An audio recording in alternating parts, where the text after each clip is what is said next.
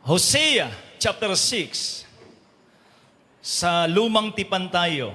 Okay? Tayo po ay magbasa ng isang chapter ng Book of Hosea. At kung kayo po ay may mga Bible, at kung meron kayong cellphone, at hindi talaga tayo makabili ng Bible, okay, just open your cellphone. But if you have no cellphone, you have no Bible, so we have a screen, para mabasa nyo po ang salita ng ating Panginoon. So, Hosea chapter 6 verse 1, "Come and let us return unto the Lord. For He had torn, and He will heal us. Hath smitten, and He will bind us up. After 2 days will He revive us in the third day, and He will raise us up, and He shall live in His sight. Then shall we know if we follow on to the Lord. His going forth is prepared as a morning, and He shall come unto us as the rain, as the latter and former rain unto the earth. O Ephraim, what shall I do unto thee? O Judah, what shall I do unto thee? For your goodness is as a morning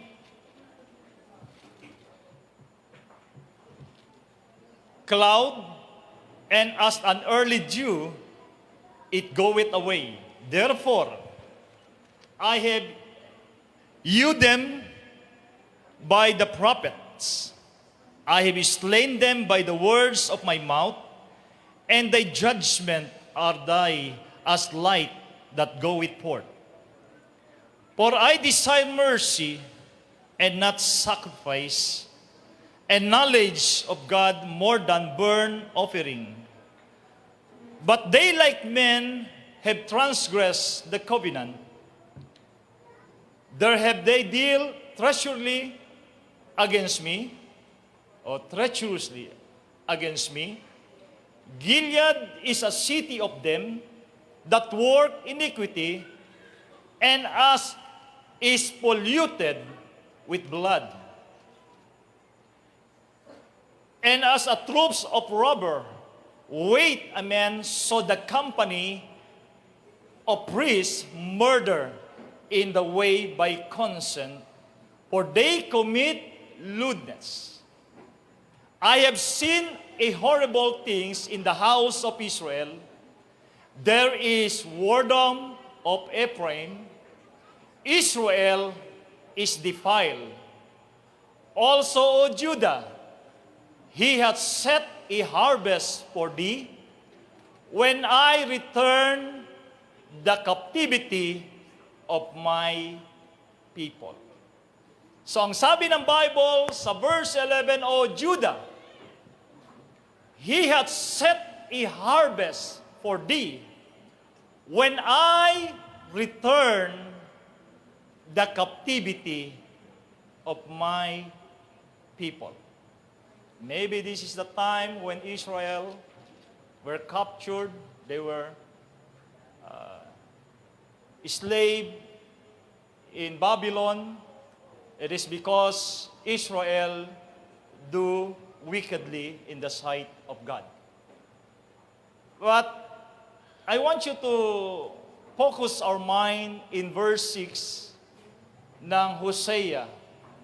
Sabi ng Bible, "For I desire mercy and not sacrifice, and the knowledge of God more than burnt offering."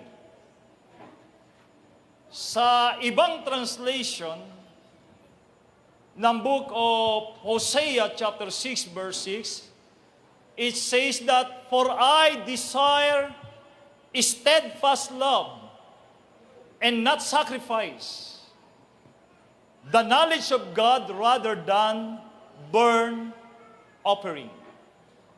So sa ibang version, mga kapatid, the Lord desire mercy. But sa ibang translation, mga kapatid, ay, for I desire steadfast love. So yung hinahanap ng ating Panginoon ay yung pag-ibig niya sa kanyang mga anak. At the same time, mga kapatid, in King James Version, sa New Living Translation, it says that, I want you to know, I want you to show love, not offer sacrifices. I want you to know me more than I want burnt offering. So sinabi ng ating Panginoon, mas gusto ko yung ipinapakita nyo sa akin yung pagmamahal nyo kaysa yung mga sakripisyo nyo. Amen. O yung tinatawag nagpag-aalay ng tupa sa harapan ng ating Panginoon. Sa New American Bible, it says that, for it is loyalty that I desire. So number one, mga kapatid, sa King James, it is mercy. Amen. Sa English, mga kapatid, amen, it says that love. But sa New American Bible, it translates, for it is loyalty that I desire. Ano? Mercy, love, and loyalty. And another, mga kapatid, sa ibang translation, sa Net Bible, for I delight in faithfulness, not simply in sacrifice. I delight acknowledging God, not simply a bull burn offering. So sa ibang translation, it says that, amen, mercy, love, loyalty, and in another version is faithfulness. Kaysa mga kapatid, amen, mga paghahain, amen, na inaalay natin sa ating dakilang Diyos. Pwede ba natin taas ang ating kamay and help me to preach this message? Hallelujah. Lord Jesus, thank you for your wonderful presence. Thank you, Lord, for the revival. As we worship you, God, as our song leader, our MC, and a special song, every musician, we're very blessed, oh God, hallelujah, because your presence in our midst. Kumikilos ka sa aming kalagitnaan, at minsan pa, Lord, aking pong hinihiling, na muli kang kikilos sa pangangaral, sa mensahe, na i-deliver ng iyong lingkod. Gamitin mo, Lord, na maging isang instrumento, ang aking labi, ang aking dila, upang ang iyong mga anak at ang iyong lingkod ay muling kakain ng mga espiritual na bagay, sapagkat ang iyong salita ay nagsasabi na hindi lamang nabubuhay ang tao sa pagkain, kundi sa bawat lumalabas sa bibig ng iyong dakilang pangalang Jesus. I pray, Lord God, that you will bless your people, that you will bless your servant. Bind the spirit of unbelief. I pray in Jesus' name. Amen. Hallelujah. Kamayan mo yung katabi mo at sabihin mo, unblemished in Christ. You may be seated. Pagpalain tayo ng ating Panginoong Jesucristo.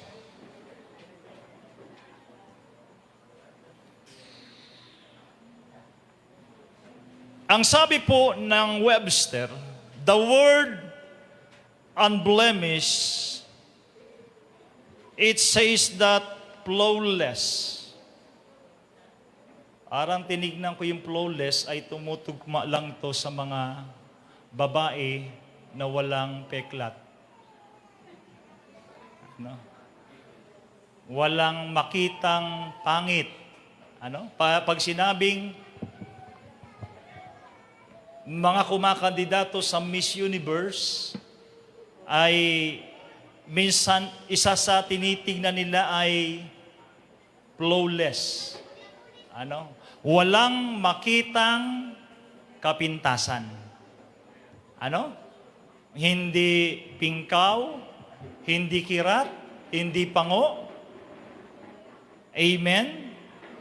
Walang tinatawag na yung ipin niya ay kompleto. Talagang flawless. So lahat na may asawang flawless before magsabing praise the Lord. Sabi ko before, ngayon hindi na flawless. Kasi binigyan nyo sila ng maraming anak eh. Hindi na flawless, puro flow na lang. Okay. So, unblemished, sabi ng Webster, flawless, spotless, walang wrinkle, walang tigidig, walang makita na masabi sa kanyang muka na hindi magbigay sa kanya ng kagandahan. Talagang kung sinasabi natin perfect, spotless, undamaged, amen, walang tinatawag na kulang. Ibig sabihin, amen, ang kanyang ipin dapat kompleto, walang sira. Ito yung tinatawag na unblemished or clean, decent. And another thing is faultless. Faultless. Wala kang makita sa kanyang kamalian. Wala kang makita na bagay na magbibigay sa iyo ng hindi maganda sa taong ito. Faultless. Immaculate. Parang nakita ko immaculate conception. So kagaya ng ating Panginoon, amen, siya po ay isang walang kapintasan. Wala ang makita sa kanyang kamalian, amen. And another thing is modest. Siya ay magandang, marahil manamit. Maganda yung kanyang kasuotan, bighani. Ayan. Bighani. Kaaya-aya. Nakakita na ba kayong babaeng kaaya-aya o bighani? Yan. Na pag makita mo talaga, parang ayaw mo nang umuwi ng Maynila. Halimbawa, pumunta ka ng probinsya, nakita mo siya, parang ayaw mo nang babalik ng Maynila kasi parang ay nakakita ka na ng perpekto doon. Okay? Perfect, pure, unhurt, or uninjured. So walang parte sa kanyang katawan, amen, sa kanyang ulo hanggang paa na wala kang makita na masabi po natin na any what we call that spot, mga kapatid, sa kanyang katawan. So ibig sabihin, mga kapatid, yung salitang unblemished, amen, ito po ay tumutukoy sa isang tao na kung saan wala kang makita na anumang kapintasan sa taong ito. Shall we say praise the Lord? Kaya nga, sa Lumang Tipan, in Old Testament, the concept of unblemished carries with two different, yet not dissimilar ideas. So the first refer to sacrificial animal that were without defect. So sa Lumang Tipan, pag sinabi po nating unblemished, ito po ay tumutukoy sa isang sakripisyo. It is a sacrifice, either a lamb before God, na kung saan walang makitang depekto. Amen. Kagaya ng sinabi ng Leviticus chapter 1 verse 3, it says that if his oblation be burnt offering of the herd, he shall offer it a male without blemish. He shall offer it at the door of the tent of meeting, that he may be accepted before the Lord. So yung sa lumang tipan, kapag sila po ay nagbibigay ng tinatawag na alay sa ating Panginoon, listen to me church, sa kanilang pag-aalay ng mga hayop, ang sabi po ng Leviticus, kinakailangan ito ay walang kapintasan, or masabi po natin without blemish. Amen. At kung mag-o-offer ka sa harapan ng ating Panginoon, amen, makikita mo na kung saan wala siyang tinatawag na damage, flawless, clean, faultless, unhurt, amen, perfect and pure. Ano? Kaya nga, yung pag-aalay sa lumang tipan, amen, ay hindi ito basta-basta. Nag-aalay sila ng hayop, at sa kanilang pag-aalay ng hayop sa harapan ng ating Panginoon, amen, ito'y kanilang sinusuri, kanilang tinitignan kung ito po ay walang karamdaman. Mula sa kanilang ulo, sa mata, sa ipin, hanggang sa hanggang sa kuko. Ano? Kinakailangan wala siyang tinatawag na makita na masabi po natin na karumihan. Kaya nga mga kapatid, kung titignan natin in Old Testament, their offering before God, amen, is very sacred. Grabe mga kapatid, hindi basta-basta. Kaya ang bawat Hudyo, the Jewish people, every year, they offer a sacrifice, a lamb, a bull, any animals mga kapatid, every year. Sila'y nagdadala ng mga hayop doon sa templo, at ang ginagawa ng mga Levites, kanila itong tinatawag na sinusuri, sapagkat mga kapatid, hindi sila pwedeng mag-alay sa harapan ng ating Panginoon na meron tinatawag na kapintasan. At ito din yung sinabi ni Apostol Pablo sa Romans chapter 12 verse 1. Paul said, I beseech you therefore, brethren, by the mercies of God, that you present your body a living sacrifice, holy, acceptable to God, which is your spiritual service.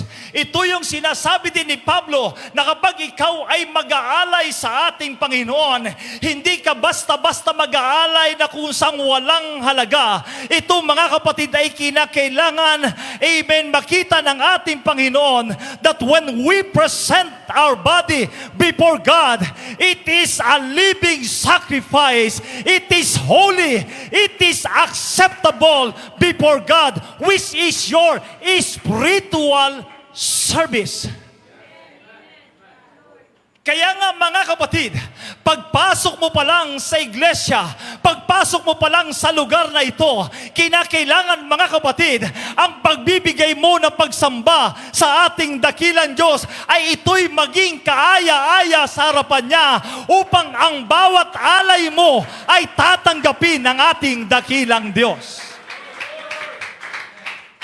My question is, how you offer your sacrifice before God?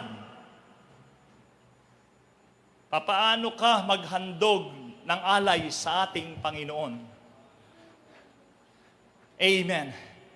Kaya nga, I'm always encouraging you, every time na tayo po'y nasa church, amen, hindi lang ito isang lugar na ritual na ginagawa natin. Hindi lang ito mga kapatid, tayo'y nagpagandahan dito ng boses. Hindi lang tayo mga kapatid pagandahan ng tutugtog.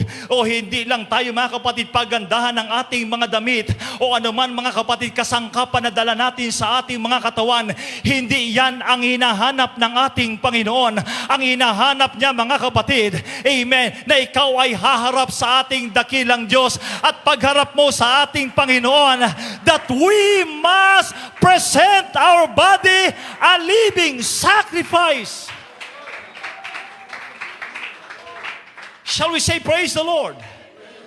Kaya naman dapat magpuri ka. Amen, yung the best.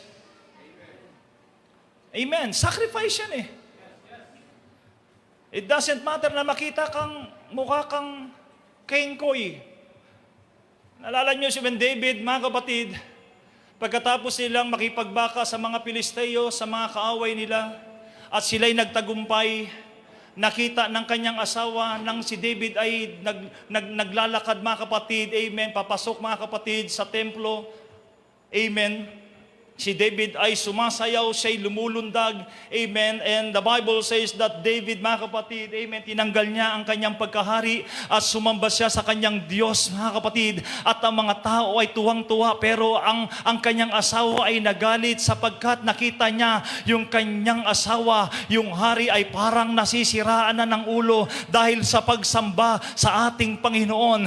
Kaya nga, nung makita ng Panginoon ang puso ng kanyang asawa, ang asawa, mga kapatid, yung anak ni Saul ay hindi nagkaanak kay David. Bakit? Sapagkat alam ng Diyos na ang puso natin, mga kapatid, ang kaisipan natin, alam ng ating Panginoon. Alam ng Diyos kung sumasamba ka. Alam ng Diyos na ikaw ay nagpupuri. Alam ng Diyos kung ano yung kalagayan mo.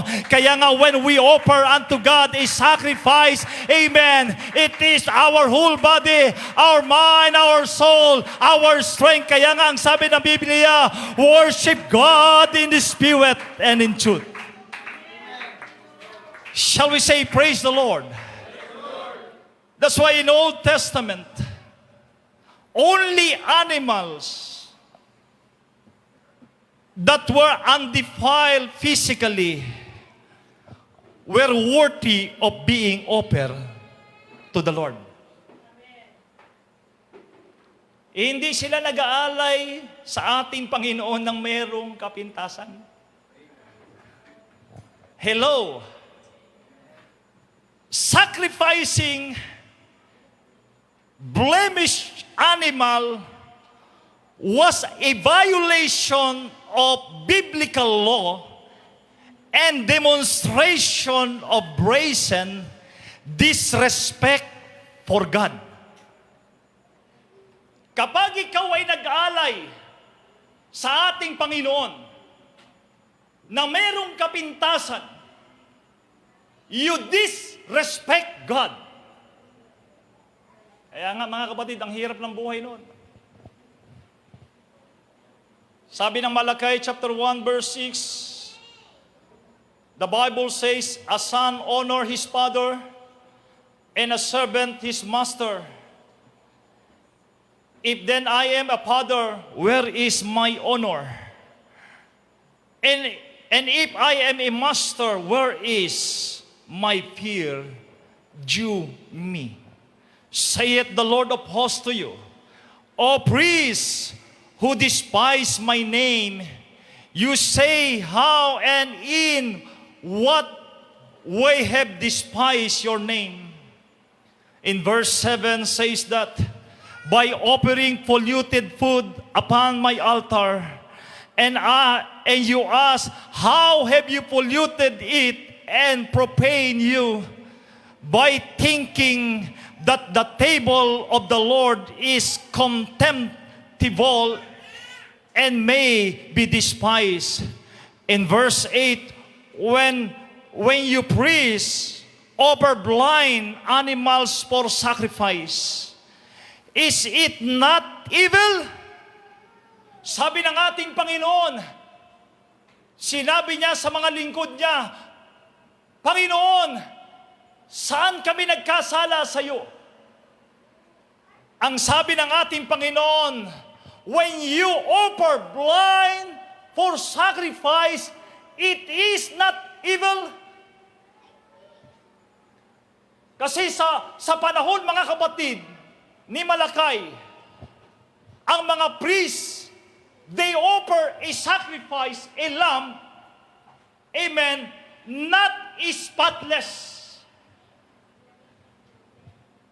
Nag-alay sila, mga kapatid, amen, sa ating Panginoon, amen, dahil nang hinayang sila, naialay ang magagandang tupa, ang magagandang baka, amen, ang ginawa nila, ang kanilang inalay ay mga tupang bulag, ang kanilang inalay mga baka na pilay, ang mga inalay nila, mga kapatid, amen, yung mga hayop na may galis, amen, yung mga hayop na may karamdaman, amen, ang sabi ng Biblia, mga kapatid, when you offer unto God, amen, you offer unto God is spotless, pero ang ginawa ng mga priest, ang kanilang ginawa, mas pinili nila, mga kapatid, yung hindi magaganda. At ang sabi ng ating Panginoon, amen, tinanong nila ang ating Panginoon, Panginoon, saan kami nagkasala?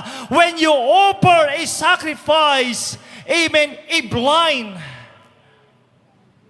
when you offer a lame and the sick, is it not evil?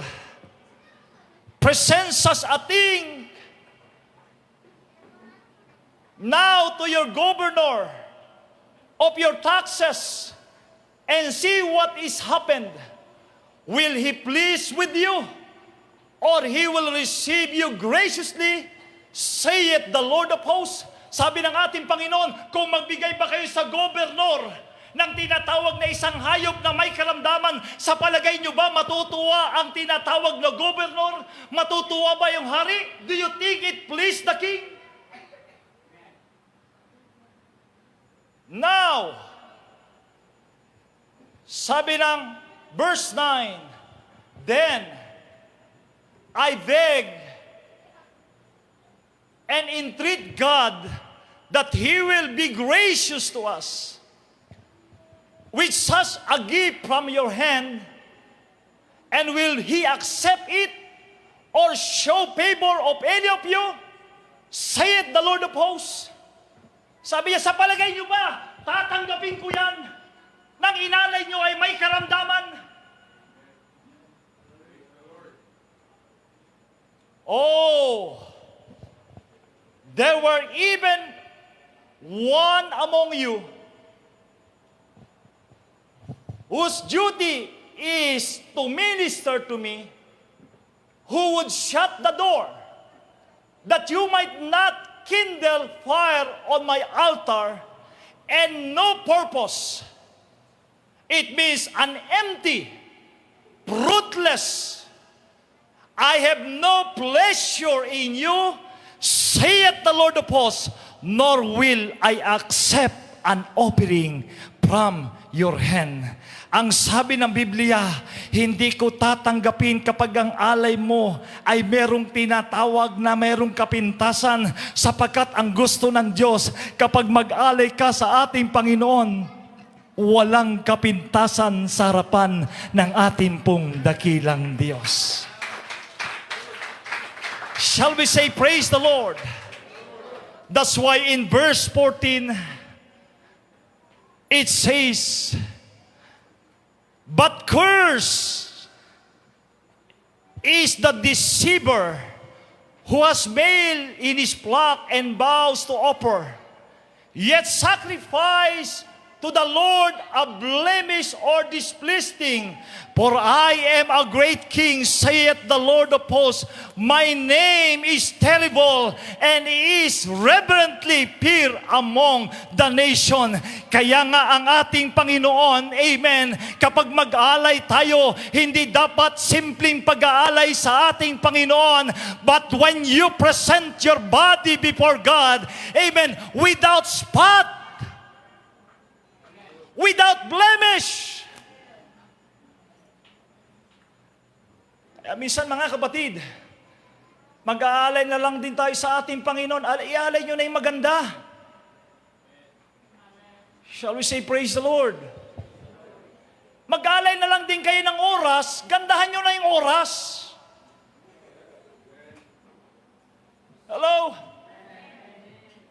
Minsan, mga kapatid, mag-alay tayo sa ating Panginoon, kulang-kulang. Amen. Darating tayo sa gawain ng Panginoon para malapit nang matapos ang gawain ni Lord. Mag-offer ka na lang din sa ating Panginoon. Gandahan mo na.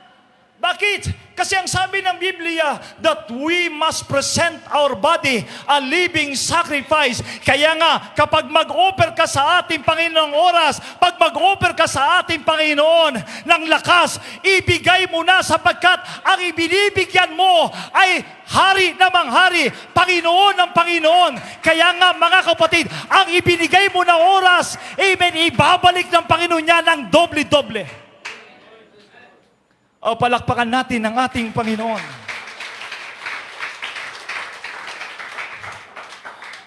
Kaya nga, the biblical definition of unblemished, it is blameless, innocent, when it comes in doing the will of God.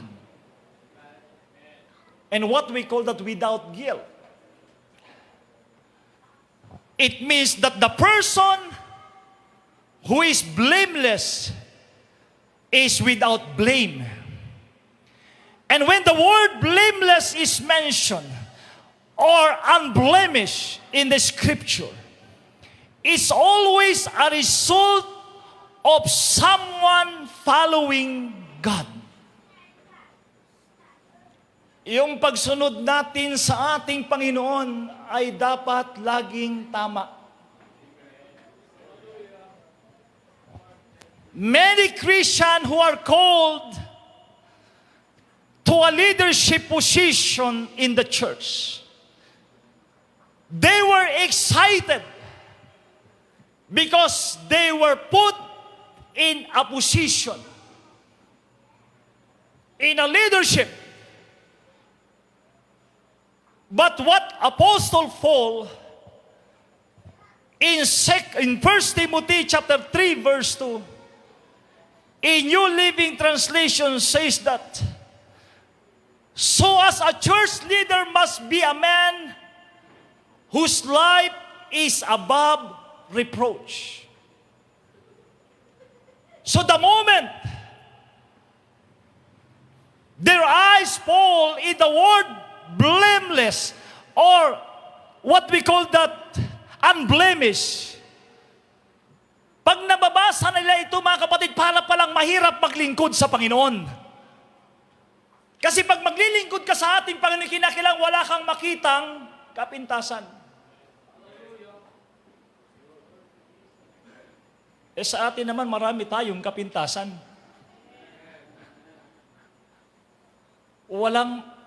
In fact, mga kapatid, mabibilang lang natin ang spotless sa atin. Puro spot. Walang less. So kung titignan natin, mga kapatid, we are all disqualified. Hello? Why? We are not perfect. Hindi tayo perfecto.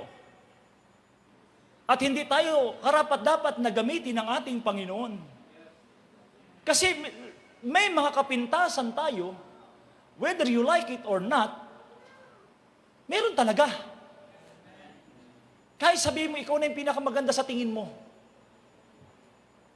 But in reality, may mga bagay tayo na hindi talaga tayo perfecto. At kung sasalain tayo, mga kapatid, sala talaga tayo. Hindi ka makalusot. Shall we say amen? Ibig sabihin, we are disqualified. However, this is what we call misinterpretation of that scripture. Kasi kung pipiliin talaga ng perfect, walang maging pastor, walang maging leader, at baka walang makapasok sa kaharian ng Panginoon. Kasi marami tayong mga kalokohan, marami tayong ginagawa na hindi nalulugod ang Diyos. Shall we say praise the Lord? Kaya nga, no man or a woman is perfect except Jesus.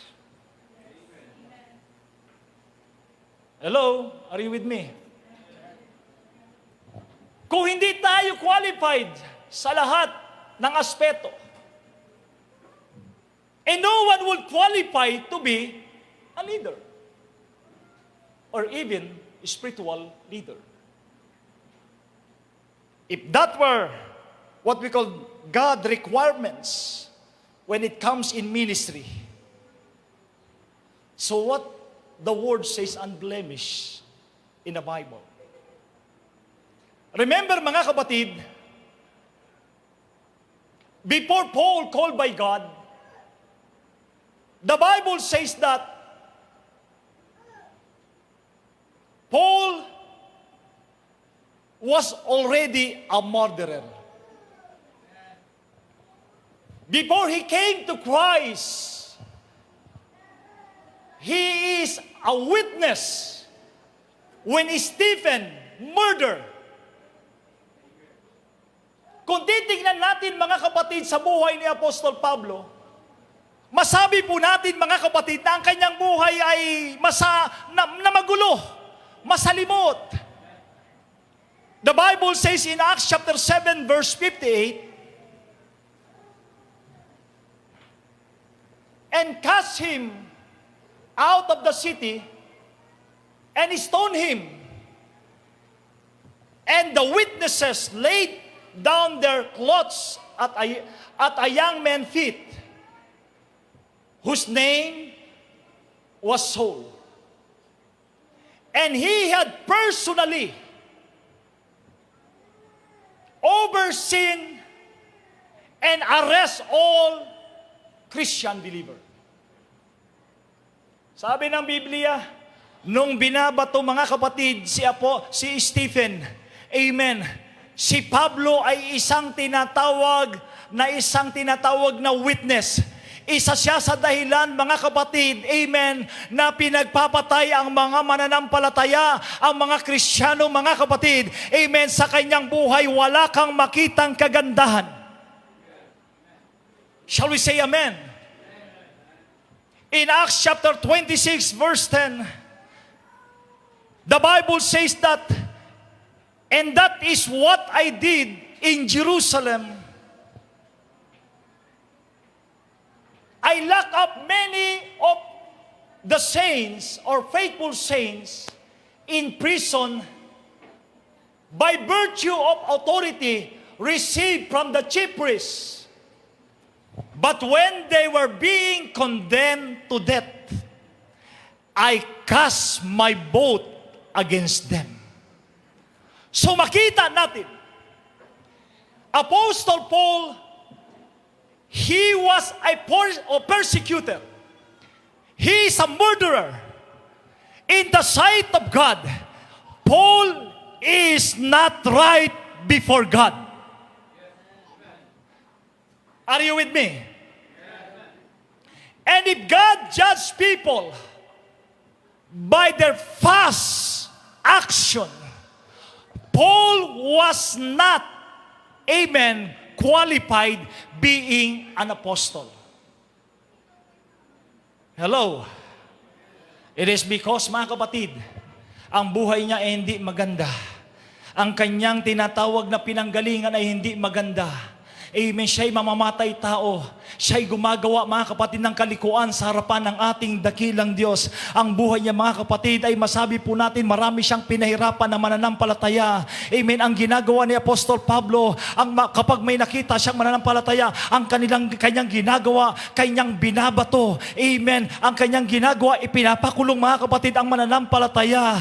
But thanks be to God, along the way, while he was in the way of Damascus, habang siya'y naglalakad upang hanapin pa ang mananampalataya upang ibilanggo at kanyang ipapatay. Na-encounter niya ang ating Panginoon at naroon nakita niya at narinig niya ang boses ng ating dakilang Diyos at sinasabi ng ating Panginoon, Paul, Paul, why thou persecutest me?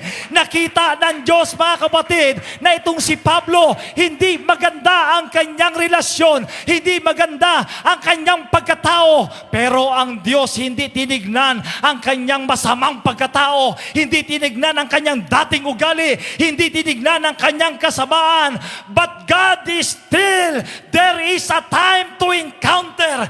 Handun pa rin ang ating Panginoon. Tinatawag ng Diyos ang mga taong madilim ang kanilang buhay. Shall we say, praise the Lord? Along the way, he encountered God. At nung ma-encounter niya ang ating Panginoon, nakita ni Apostol Pablo, nakita niya at narinig niya ang boses ng ating Panginoon. At si Pablo ay tinawag ng ating Panginoon. At dahil sa pagkatawag na yon, ang buhay ni Pablo ay nabago mula doon sa mamamatay tao, mula doon sa barbaro, isang tulisan na tao, isang makasalanan na tao. Pero nung tinawag siya ng ating Panginoon, lahat ng kanyang kasalanan ay inalis ng ating dakilang Diyos. Pinatawad ng ating Panginoon. Why? Sapagkat ang ating Panginoon ay hindi tumitingin sa ating pong tinatawag na mga sakripisyo. Ang nakita niya, mga kapatid, ang Diyos ay puno ng awa.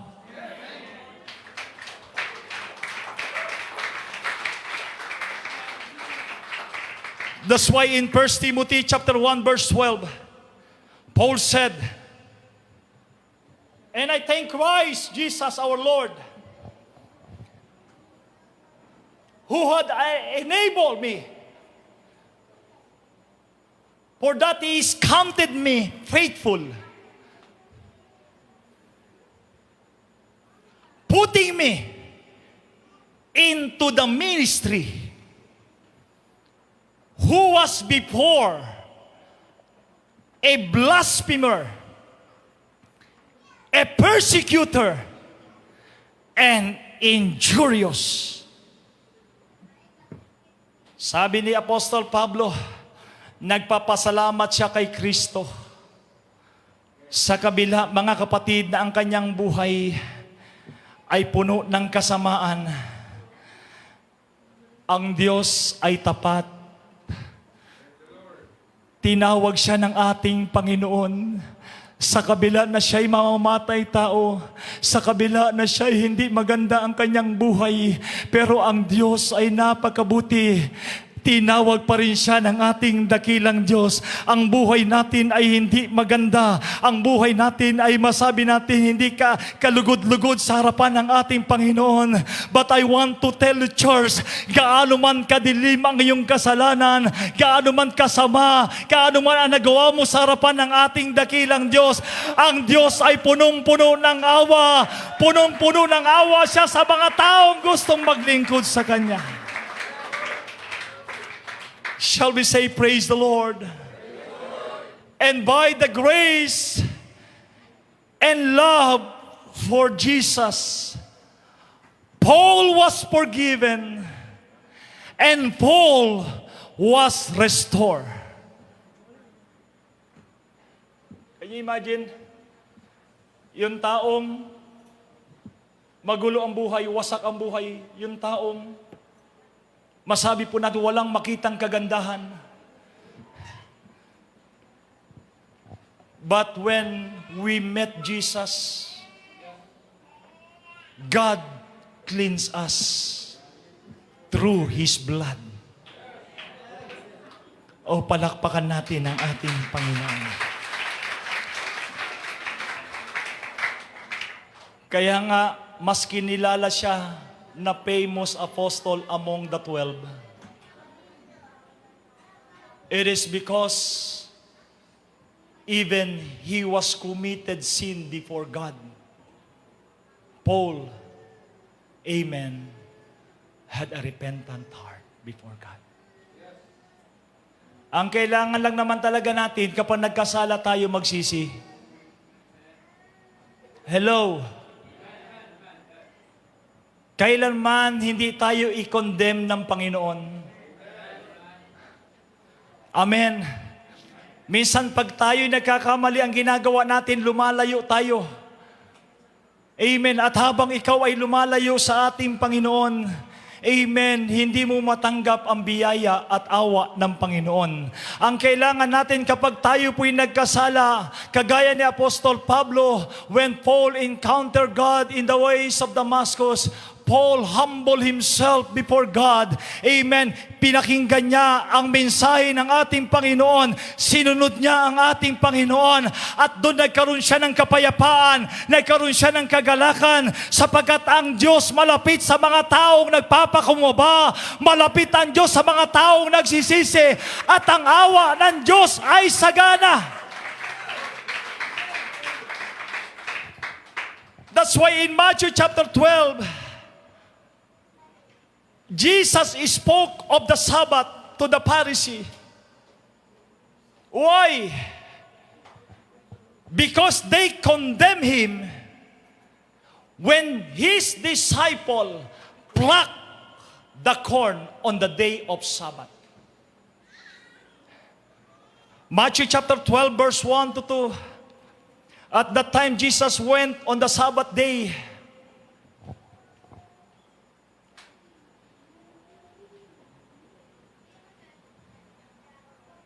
through the corn, and his disciples were an hunger, and began to pluck the ears of the corn, and to eat. But when the Pharisees saw it, they said unto him, Behold, thy disciple do which is not lawful to do upon the day. Nung makita ng mga Pariseo, dahil ang mga disipulo ng ating Panginoon, kumuha ng tinatawag na mais.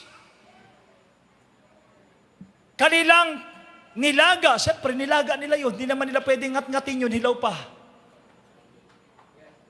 Pag nagugutom ka, mga kapatid, kinakailangan kakain. Nagkataon lang, nung kinuha nila yung mais araw ng Sabat, and Sabat is unlawful to work. Hindi ka pwede magtrabaho sa araw ng Sabat. Pahinga, rest. Sabat means rest. At nung makita iyon ng mga disipulo, ay nagulat sila. Bakit? Sapagkat hindi ka pwede magtrabaho. Hindi ka pwede magluto sa araw ng Sabat. Hello? It's a rest. Kaya minsan nagtataka ako mga kapatid, pag nasa church, ang daming ngumunguya eh. Sabat to eh. Pagpahingay niyo naman yung bituka nyo. Amen. Kaya pag linggo, hindi talaga ako kumakain kasi Sabat eh. Praise the Lord. May mga baon kayo dyan. Ano? Nguya kayo ng nguya. Kaya, sa pastor kasi nagutom eh. Ano? Pero hindi ko naman kayo pipigilin. Okay lang. Nung makita ng mga Pariseo, kumakain sila. Okay lang kumain kasi pag nagugutom, kakakain ka eh. Pero nagkataon, nung kumain sila, bawal na araw. Pahinga. But in verse 3 and 4, ang sabi ng Bible, because Jesus Christ, amen, Jesus Christ perceived the mind of the Pharisee. In verse 3 says that, but he said unto them, have ye not read what David did when he was hunger, and they that were with him, how he entered into the house of God, and did eat the shewbread? O, may ligtas na kayo rito mga kapatid. Kasi nung si David ay magutom, pumasok siya sa templo. Kasi gutom nga eh. Oh? At ang sabi ng Biblia, and did eat the shewbread, which was not lawful for him to eat, neither for them which were with him, but only for the priests. So ang ginawa ni David nung magutom siya, nung pumasok siya sa templo, nakita niya na mayroong tinapay. So anong ginawa ni David? Kasi gutom na eh. Kinain niya yung tinapay. Di ba pag gutom ka, kaya kailangan kumain ka eh. Ang problema ay ganito. Okay lang kumain ka. Pero, merong tinatawag na batas. There is a law that only the priest na pwedeng kakain ng tinapay. So pag hindi ka pwedeng, kapag pumasok ka sa templo, sa tabernacle, at nakita mo may tinapay, hindi mo pwedeng kainin yun kasi hindi ka priest. You're not a Levites. And Jesus explained that David ate a shewbread, which is reserved for the priests. Siguro mga kapatid, sasabihin niya, nagugutom. And he mentioned that even the law knows that the priest break the Sabbath every time to minister, but all are blameless. Kaya ang sabi ng verse 5, they rebuked them. Sabi ng Bible, have ye not read the law in the law? How that the Sabbath days the priests in the temple profane the Sabbath and are blameless? Sabi ng ating Panginoon, hindi nyo ba alam? Nung araw din ng Sabat, yung mga priests, anong ginagawa? Nagtrabaho din sa araw ng Sabat. Bakit? Nagluluto sila sa templo. Do you think, amen, it is blameless? So the circumstances dictate that profaning of the Sabbath because their involvement in the work of God. Hindi sila pwede magtrabaho sa templo. Pag Sabat, pahinga yon, hindi sila pwedeng mga kapatid magluto. Kaya dadalhin mo doon, luto na. So ang ginagawa ng priest mga kapatid, amen, nandoon sila mga kapatid, gumagawa, kumikilos, it is unlawful. Labag sa batas yun. Pero mga kapatid, ginagawa ng mga priest. Kaya nga, nung makita nila, yung mga disciple ni Jesus Christ, nung kanilang tinanggal, yung tinatawag na mais, doon sa puno, sabi ng mga Pharisee, it is unlawful, hindi pwede magtrabaho sapagkat Sabat. Pero ang sabi ng Panginoon, hindi nyo baga alam, ang mga pari sa lumang tipan, nagtatrabaho sila. Gumagawa sila. Sapagkat hindi nila kilala na ang Diyos, mga kapatid, ay higit pa sa sakripisyo. Hindi nila kilala, mga kapatid, na ang ating Panginoon ay mahabagin. Hindi nila alam ang Diyos ay puno ng awa, na kahit ikaw, amen, ay nagkakamali, nasasabihin natin, mali ang ginawa mo. Pero ang Diyos punong-puno pa rin ng awa. Alam niya na mali ito, pero God is very merciful. Shall we say amen? They were teaching God's way. They were healing people. Then, what is mercy? Mercy is doing helpful act of love, act of aid, act of comfort, act of sympathy, act of distress sa panahon na kung saan ang tao ay nangangailangan, sa panahon na ang Diyos, ang tao mga kapatid ay mayroong karamdaman, doon higit kumikilos ang ating dakilang Diyos. Hindi niya tinignan ang iyong kasalanan, ang tinignan niya na siya ay Diyos na mapagmahal para sa atin. Shall we say praise the Lord? Kaya nga, God is very merciful. Ang Diyos ay gumagawa. He work, and the works of God and the works of salvation. Kaya nga, Jesus is talking about the temple in comparison to Him. Being in the temple gave the priest free to course to break the Sabbath. But how Christ is who is greater than the temple. Hindi nila alam mga kapatid, si Jesus Christ ay higit pa doon sa templo. Nakita nila mga kapatid, ang mga tao ay gumagawa, amen, sa panahon mga kapatid na sila ay sa templo. Hindi nila kilala na ang kausap nila, iyon ang may-ari ng templo. Jesus had an authority.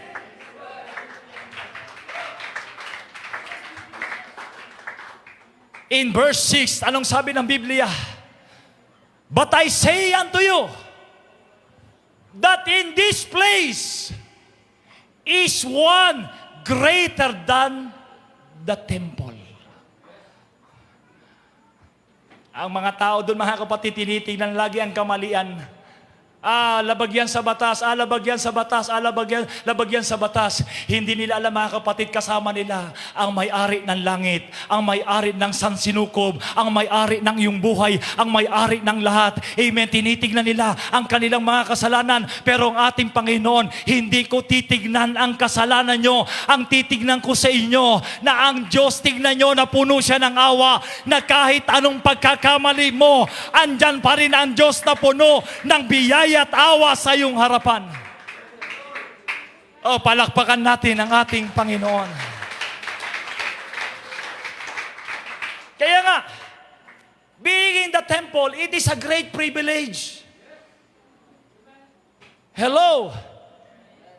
Meron siyang kalayaan. Meron siyang karapatan. Amen. Pero nakikita lang nila ang kanilang sarili, pero hindi nila nakikita ang biyaya ng Panginoon. Shall we say amen? It has been the mercy of God. We have been freed from all restriction of Mosaic law. Sabi nila, Pastor, bakit yung nasa krus hindi naman nabautismohan? Ano? Pero ang sabi ng ating Panginoon, now, today, you will be in my paradise. Sabi ng isang makitid ang utak. Sino rito makitid ang utak?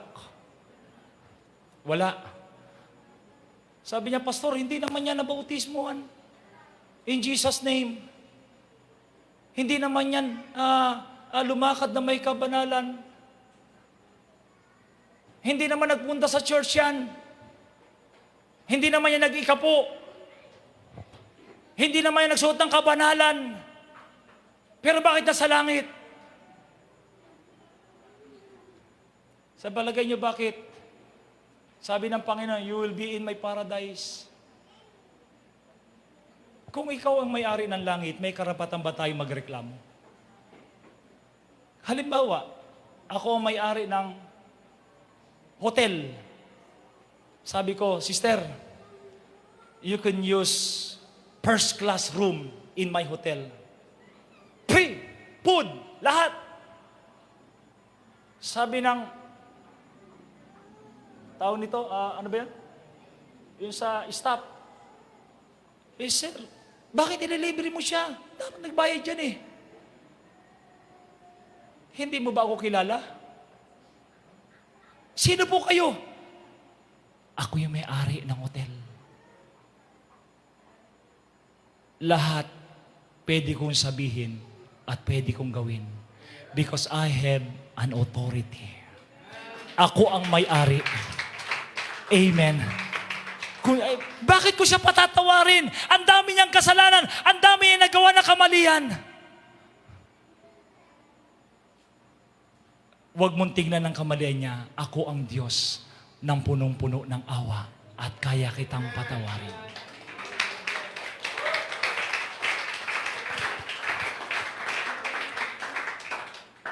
Shall we say praise the Lord? That's why Paul said in Romans chapter 6 verse 14, "For sin shall not have dominion over you, for ye are not under the law, but under the grace of God." Sabi ng ni Apostol Pablo, "For sin shall not have dominion over you, for ye are not under the law, but under the grace." And the devil is trying to torture our mind. Sinasabi ng diablo, "You are sinner.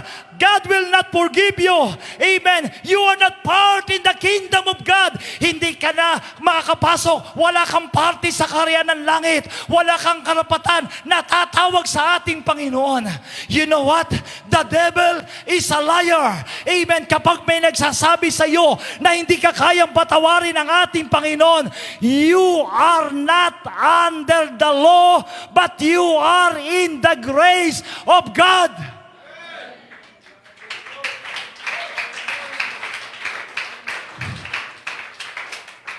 And the devil has no power for the saints of God. Oh, hallelujah. Minsan kasi ini-entertain natin ang diablo. And when we entertain the devil, sometimes mga kapatid, mas pinaliwalaan natin ang diablo kaysa salita ng ating Panginoon. Amen. Minsan ang ginagawa ng diablo, he is trying to torture our mind. Amen. Amen. Sinasabi niya, wala ka ng pag-asa, hindi ka na kayang patawarin, hindi ka na pwedeng lumapit sa ating Panginoon, makasalanan ka. But I want to tell you, church, ang sinasabi ng Luke chapter 10 verse 19, "Behold, I have given you authority and power to trample upon the serpent and his scorpion and all over the power of the enemy, and nothing shall anyway harm you."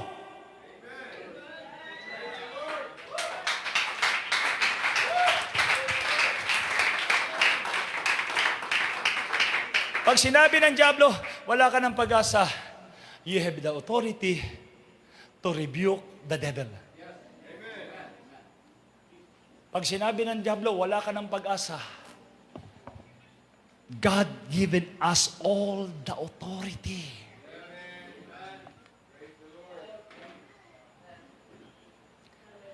Bisan para tayong kawawa pag nagkamali tayo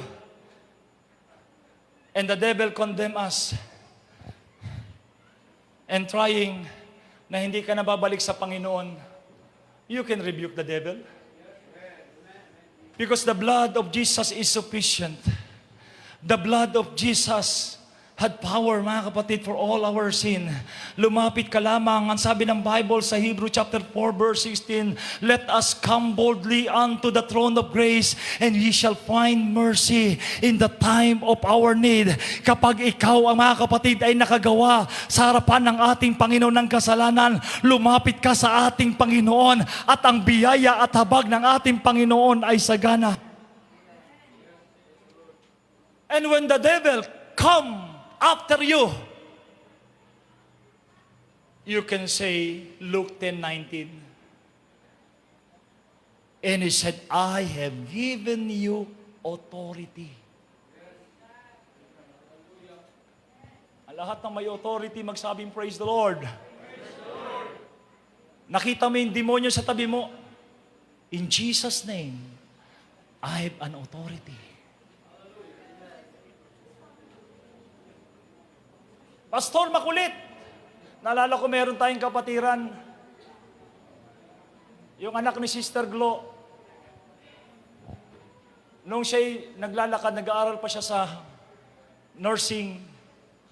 Along the way sa 100, mga kapatid, sa Project 4, nasalubong niya, mga kapatid, yung tinatawag na yung maraming aso ba?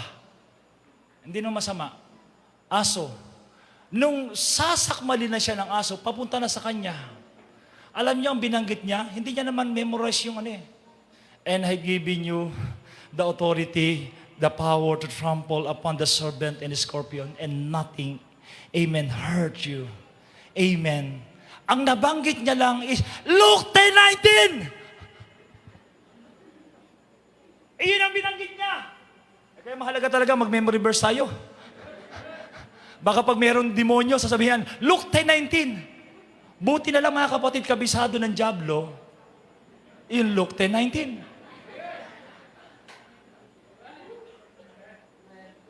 Alam mo nangyari, yung aso, lumuhod.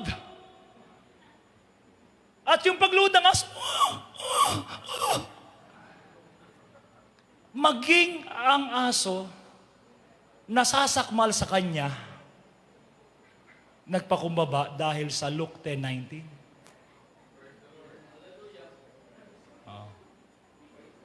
May kaaway kayo? Luke 10:19! Mas maganda, memorize mo na. Palakpakan natin ang ating Panginoon.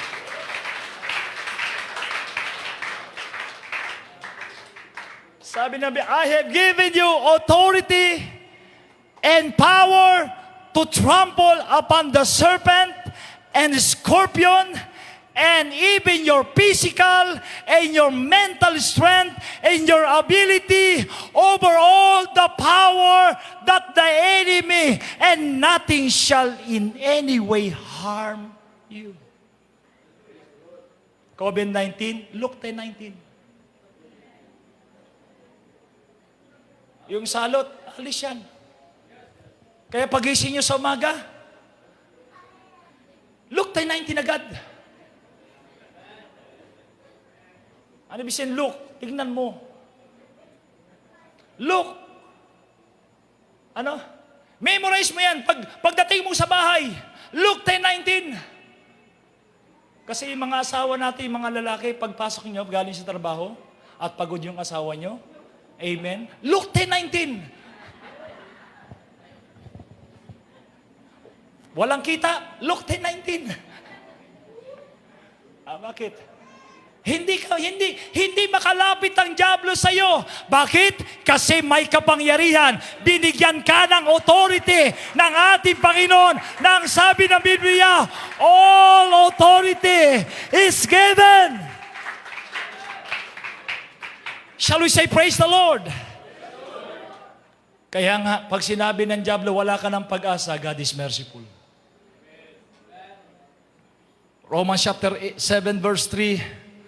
So then if while her husband liveth, she be married to another man, he shall be called adulterous.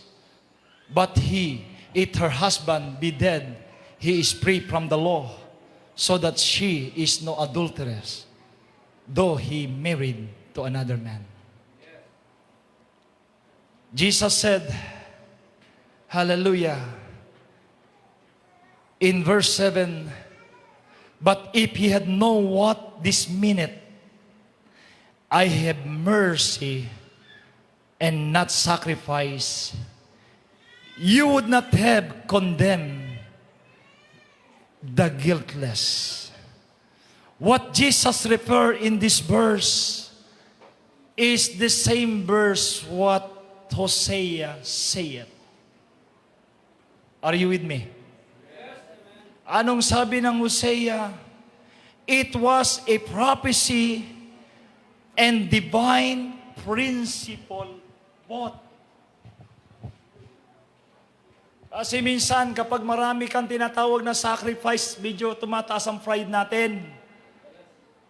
Marami na akong nagawa sa gawain ng Panginoon. Marami na akong nadala na kaluluwa. Marami na akong naibigay sa gawain ng Panginoon. Marami na akong naitulong sa church. Nagiging mataas tayo. Ang dami ko ng sacrifice.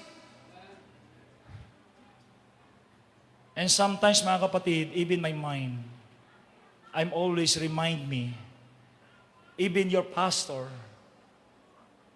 wala pa akong nagagawa sa gawain ng Panginoon.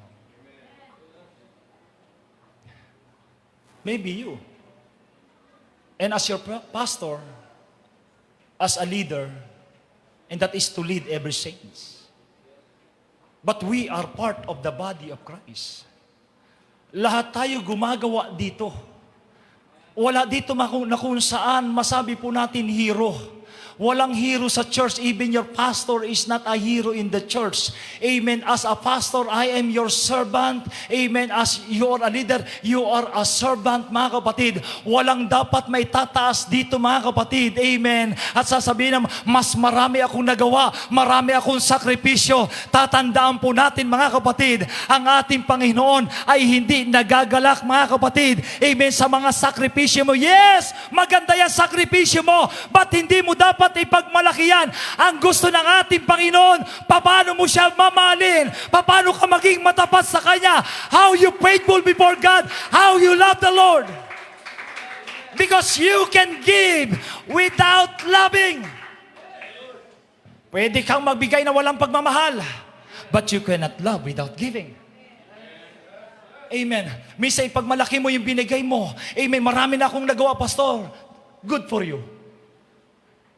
Maganda yan para sa iyo. Pero mga kapatid, amen, ang ginagawa natin, tayo'y sama-sama. Amen. Na kung saan, amen, titingnan mo, mas banal siya, mas matalino siya, mas ginagamit siya. Mga kapatid, hindi ganun tumingin ang ating Panginoon. Pag tumitingin ang ating Panginoon, hindi siya tumitingin sa sakripisyo mo. Ang tinitingnan nyo, gaano mo ba kamahal ang ating dakilang Diyos? Because when you love God, you are willing to sacrifice everything.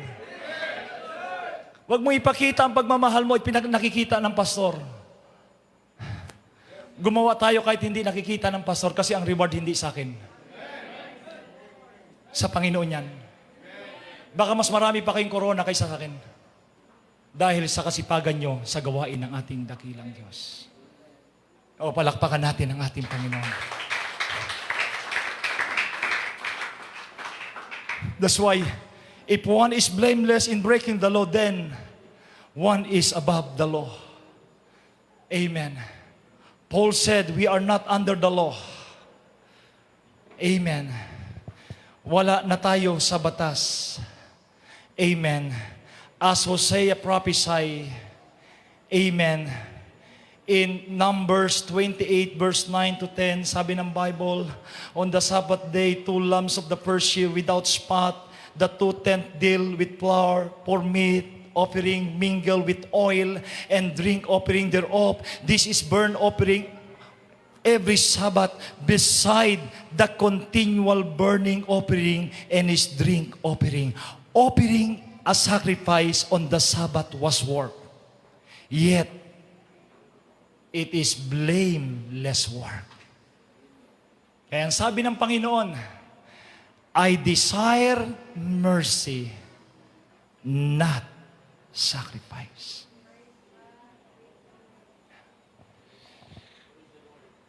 Huwag natin tignan ang Diyos na ang Diyos ay naghahanap ng banal na tao. Even God is looking for that. Huwag niyong tignan ang Diyos na naghahanap ng perpekto. Even God's want every saints of God be perfect. But as long as we are, ang paa natin ay nakadikit sa lupa, may pagkakataon nakakagawa tayo ng kasalanan sa harapan ng Diyos.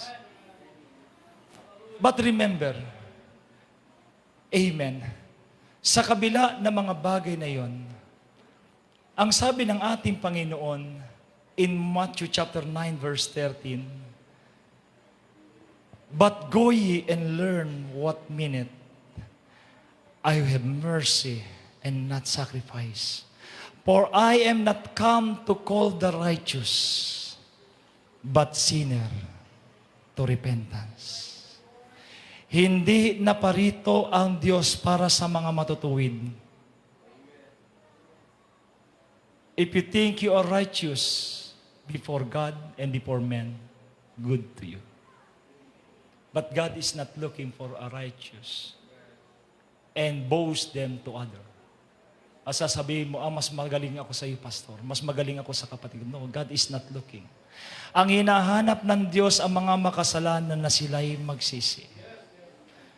And the Pharisee asked why ate with publican and sinner.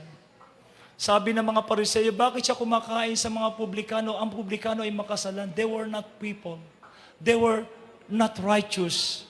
Amen. Bakit kumakain siya sa mga harlot? Bakit kumakain siya doon sa tinatawag na kasama niya ang magnanakaw? Kasama niya mga kapatid yung mga makasalanan. Ang sabi ng Panginoon, amen, they that whole need not a physician. Ang nangangailangan ng doktor ay yung mga taong may karamdaman. Kaya nga hindi na kinakailangan hanapin pa ng Diyos kung ikaw ay matuwid. Alam niya, kasama ka na sa kanyang kaharian. Ang hinahanap niya yung mga taong nagkakamali, yung mga tao na kung saan malayo sa ating Panginoon at hinahanap ng ating Panginoon. At ang dyablo sasabihin, wala ka ng pag-asa. Mga kapatid, kung sinasabi ng dyablo na wala ka ng pag-asa, sasabihin ko sa iyo, ang Diyos ay nagsasabi sa atin, hinahanap ka ng ating Panginoon. Come unto me, all ye that labor and heavily laden, and I will give you rest. Hinahanap ng ating Panginoon yung mga taong punong-puno ng kasalanan. Kaya nga naparito ang ating Panginoon, hinahanap niya yung may karamdaman. And he said, Jesus come not to call the righteous but sinner. Hallelujah. Hallelujah. And he said, I desire mercy, not sacrifice. Hinahanap ko ang hanapin mo yung awa ng ating Panginoon. Hanapin mo ang awa ng ating dakilang Diyos. Amen. In Mark chapter 12 verse 33, and to love Him with all your heart, with all your understanding, with all your strength, and to love thy neighbor as yourselves, which is more important than burnt offering and sacrifice. Mahalin mo yung kapwa mo. Mahalin mo yung kaibigan mo na kung saan hindi gumagawa sa iyo ng mabuti. Iyon ang hanapin mo sapagkat ang hinahanap ng ating Panginoon, yung mga taong wala sa kanyang harapan. Shall we say praise the Lord? Minsan may pastor, nagkakaroon sila ng fellowship. Amen. Ito na may naobserbahan ko. Meron silang tinatawag na youth gathering. Amen. Ito yung pastor. Amen. Ito ang pastor. Meron siyang pastor dito na malapit lang sa kanya. Amen. Kumbaga mga kapatid, ang gawain mga kapatid ay nasa Antipolo. Amen. At doon sa isang barangay, meron siyang kasamang pastor. Ang in-invite niya lang mga kapatid, yung malalapit lang na kaibigan niya mga kapatid. Yung tao na hindi niya kasundo, hindi niya ini-invite mga kapatid. Yung mga malalayo, ini-invite niya. Yung malapit, hindi niya ini-invite. At sasabi niya, there is a great revival. There's a lot of soul. Anything, it is a sacrifice.